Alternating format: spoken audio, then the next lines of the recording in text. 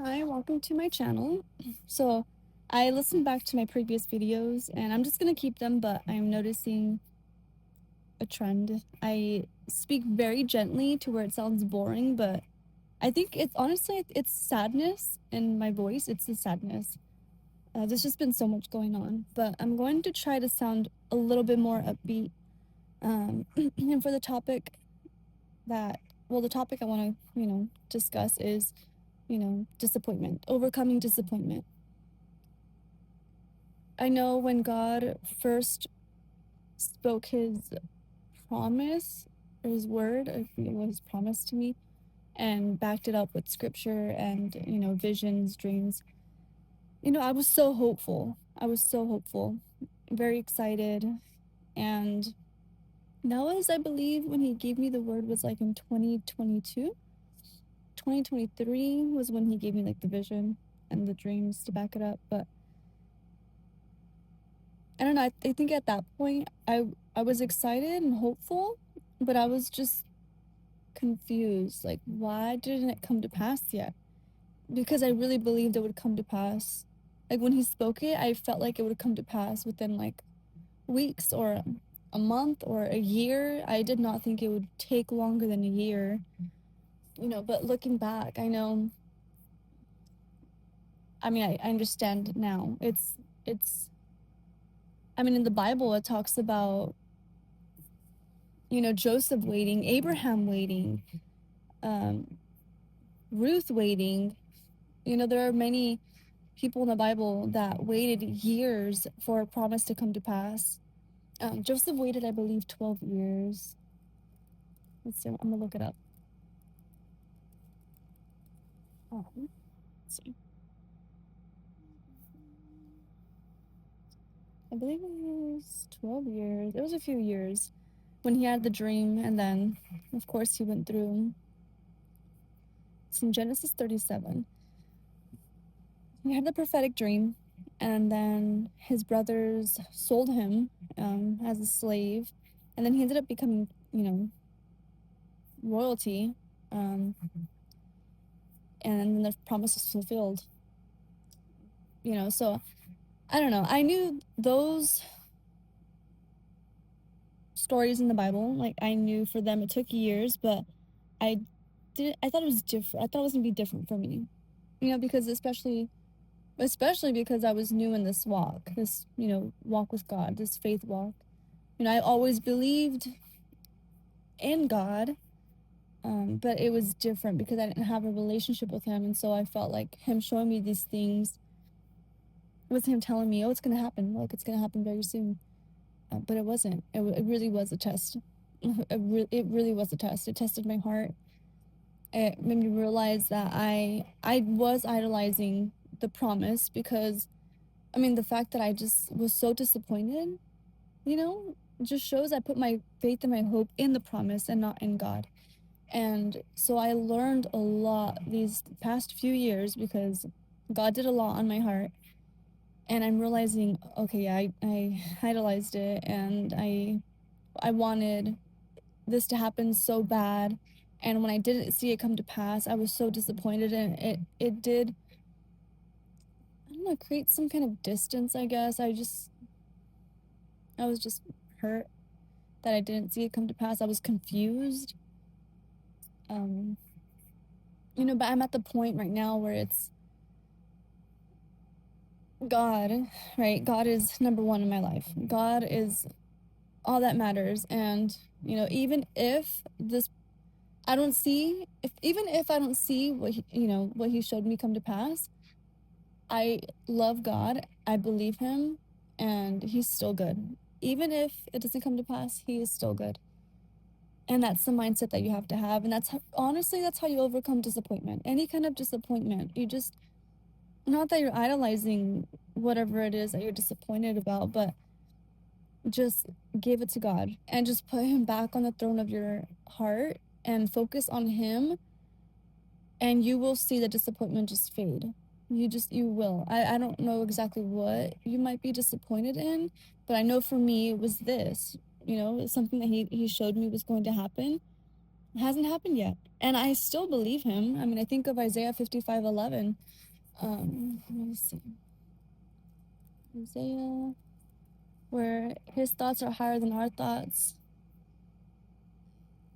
Oh, wait. Yeah. So is my word that comes out of my mouth. It will not return to me empty, but will accomplish what I desire and achieve the purpose for which I sent it. And then it also talks about his ways being, his thoughts being higher than our thoughts, and not leaning on our own understanding. So if he said something, it's going to happen. It's going to happen. I have had other instances where, and I think that's where the confusion came in as well. I had other dreams that did come to pass quickly, and you know, like I had a dream one time where because I was having a hard time getting this refund, and I thought I'm not gonna get this refund, and it was like 300 something. And that night I had a dream where I got that, like within 24 hours, I would get that amount in my bank. It was like 300 something. And I woke up from that dream and I just took note of that dream. And then within those 24 hours, I did have that money in my account. I got the refund. And I was like, oh my gosh, God, that is so cool. Yeah, he's a good father. And I know even in this, even in the waiting season, I know he's a good father, and I know it's all for a reason, all for a purpose. I think it took so long for me because I really was all about marriage. Like I didn't come from the healthiest family. My parents divorced after 9. I think that's when everything just like, I don't know, got pretty bad for me. And, I don't know, all I wanted was a family. I just wanted a husband. I just wanted children. I just wanted that traditional family. And so, I was all about trad life, trad wife. And so after my divorce, I really was just, okay, well, let me just get married again and try this again. I had that mindset. And this is where, God's ways are better than my ways, because I think he saw that wound because he just completely healed that. And I don't have the mindset of, well, if I can just find a guy. No, I have the mindset of, Lord, I want what you want for me. I'm letting you help me decide who my spouse is going to be. I'm not just going to decide just because I think he's, handsome, or because I feel safe, right? No, I'm going to decide on what God tells me. I'm going to have the discernment and the wisdom this time around. And throughout the waiting, throughout the process, he's been working a lot. Like, I am completely different. I am a completely different woman from when I first started this walk with God. Completely different. It's insane. I do not recognize who I am, which is so cool. I know, and actually, I think it was last year when I was talking to, the guy that I liked a lot. I was actually very guarded because from past experience, I just saw how men are just liars and lustful, and I just can't trust them. And so I had major wounds. And so when this guy initially started pursuing me, which I'm going to backtrack because this is pretty cool. Before he even started pursuing me, and before he even started, trying to take me on a date, it wasn't like that. Like he was, I mean, we would just like, oh, hey, hi, and that's it. That's it. But God showed me that he was going to start pursuing me and ask me out. And so, when I had that dream, I was like, I don't know if I want that. I don't know if I'm ready. But a few weeks later, I believe it was like 3 weeks later, or maybe like a month later, I don't know. But a few weeks later, he did end up pursuing me and asking me on a date. So that was pretty cool. But before we even had our date, I had anxiety, and I had these trust issues, and I just felt like, "Oh, he's gonna do blah, blah, blah, he's gonna hide," I don't know, like, I just really had, oh my gosh, like, I was a man hater, but I prayed on it, and, you know, I don't know how vulnerable I wanna be in these videos. I think it's already a lot for me to record and even post them. Um, but I just wanna share whatever it is that God has shown me, because I know how powerful it is to hear someone else's testimony, because that's what's encouraged me these past 6 years. So, I'm just gonna share whatever I'm being led to share, and so I'm going to share this, okay?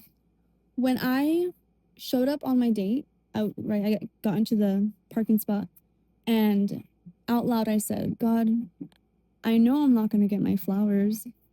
I know I'm not gonna get my white flowers," because I knew He told me I would get my flowers from the man that He has for me. That would be my sign.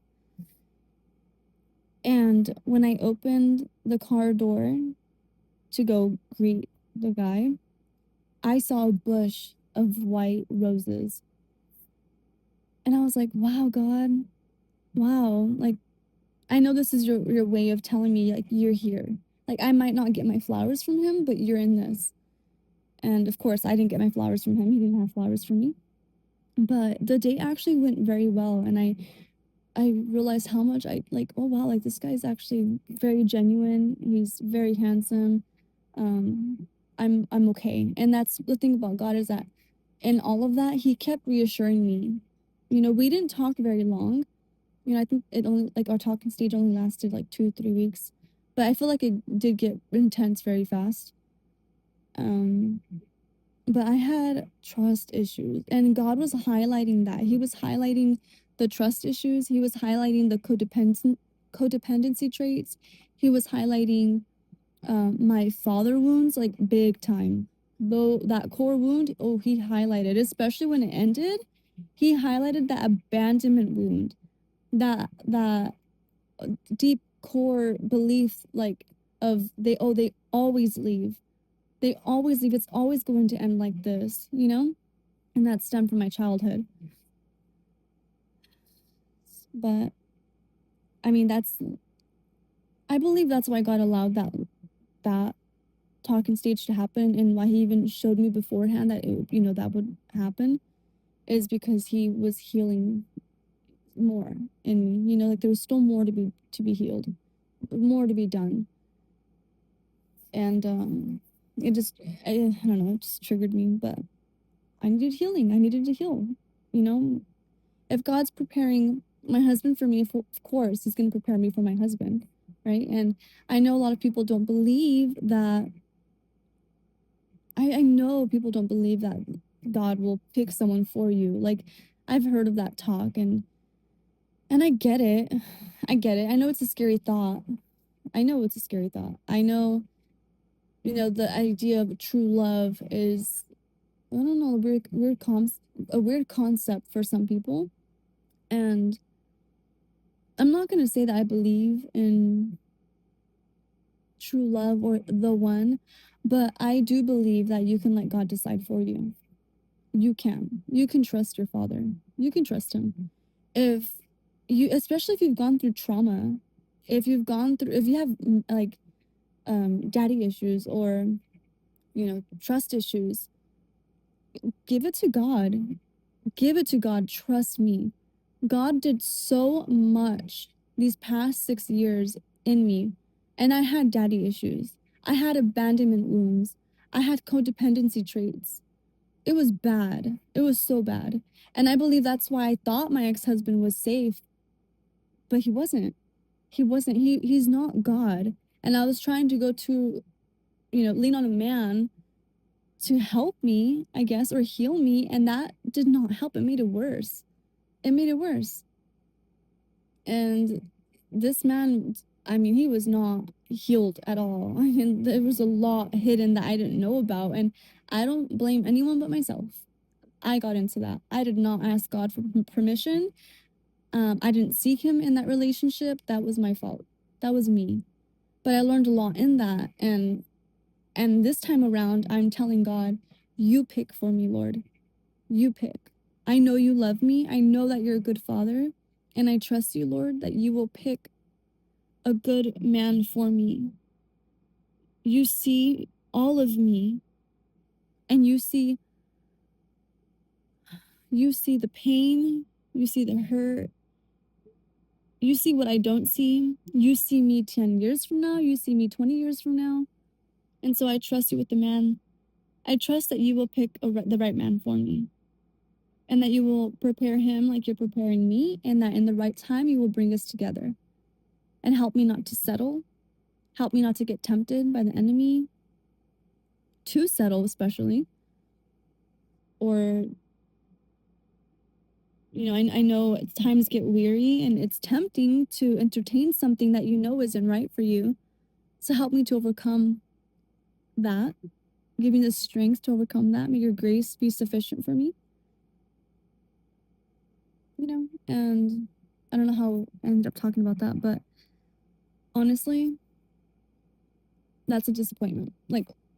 Sorry, that's how you overcome disappointment, is putting God back on the throne of your heart, especially when it comes to dating, when it comes to hoping for a marriage, all of that. You just give it to God. You just give it to God and just trust him, and let him be the one to fulfill your heart's desires. Let him be the one to fill that void. Because when I was yearning for a marriage, yearning for a man, there was a void there. I was trying to escape and try to have a man fill that void. And God was saying, no, let me fill that. Let me do that. And yeah, he will. He will. He always will. He is enough. He is enough. There's a saying that says, if he isn't enough for you, then how can a man be enough for you? Which is so true. It's so true. And it's so supernatural the way that God fills you. It's so supernatural. And I know that now that like God is on the throne of my heart, and that God is the one that fulfills me in every way. And I've learned to get to that point where I'm so desperate. Like I feel like I feel like I've kind of given up on the idea of marriage and the idea of having a husband or a boyfriend, that I'm so satisfied and okay with it being just me and God. Like truly, truly.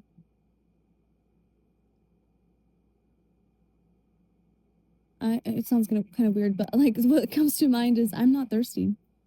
I'm not thirsty. I'm satisfied. I'm satisfied. And I think that when it comes to, and this isn't to judge anyone, but when it comes to girls posting their straps and stuff, they're thirsty. They need God. They need the living water. They need to read their Bible. And I get where that comes from, because I was there too. I was there too. Maybe I wasn't posting thirst traps in the way that they are, but I was there too. I remember that feeling, right? That void. There's that void that you need to fill. And there's nothing wrong with that. There's nothing wrong with that, especially if you weren't aware of it. There's nothing wrong with admitting that and just taking it to God and letting him fill your cup. So, yeah, that's how you overcome disappointment. And, when the sorrow comes, or when that yearning comes, or when you feel lonely, just let him be the one, let Jesus, right? Let Jesus Christ be the one to pour into you and fill you and fill your cup and satisfy your soul, quench your thirst, seek him. I think of Matthew 6:33, or Matthew chapter 6, verse 33. Seek the kingdom of God, and all things will be added on to you. But let Jesus be enough for you. Let this season be the season where Jesus is enough for you. Not finances, not a man, not marriage, not children. Like, yes, those things are nice, but let Jesus be number one on your heart. and let him be enough for you. So, thank you for listening. Thank you for giving me grace in this. I know it's for me, it's very cringe to be posting this. It's very cringe to be hearing my voice, but listening to it gives me like a lot of feedback. I am very critical of myself, and so I think it's a good thing because then I can improve. But this is just me starting out. It will get better. I'm gonna learn. I'm gonna look up YouTube videos and all that stuff. I just needed to get started because I kept delaying it. I kept procrastinating because I was like, no, I have to wait until I get this. Or I have to wait until I get the mics. I have to wait until I have a setup. No, no, I'm just gonna be obedient and just keep posting. And yeah, but thank you so much, and I will make another video very soon. So thank you for listening. Bye.